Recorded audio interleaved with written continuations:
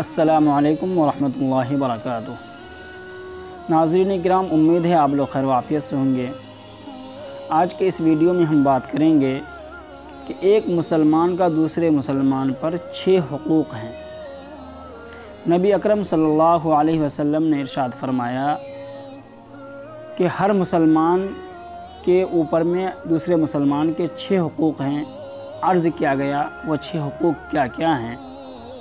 تو فرمایا کہ نمبر 1، جب کوئی ایک مسلمان کسی دوسرے مسلمان سے ملاقات کرے، ملے تو سلام کرے۔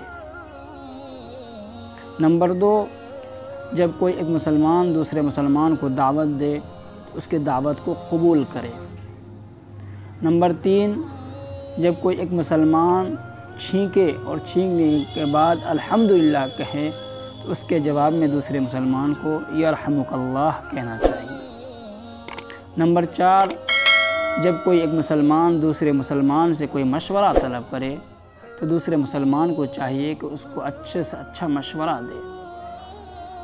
اور نمبر 5، جب کوئی ایک مسلمان بیمار ہو جائے تو دوسرے مسلمان کو چاہیے کہ اس کی عیادت کرے۔ اور نمبر 6، جب کوئی ایک مسلمان مر جائے تو دوسرے مسلمان کو چاہیے کہ اس کے جنازے میں شریک ہوں اور اس کے لیے دعائے مغفرت کرے۔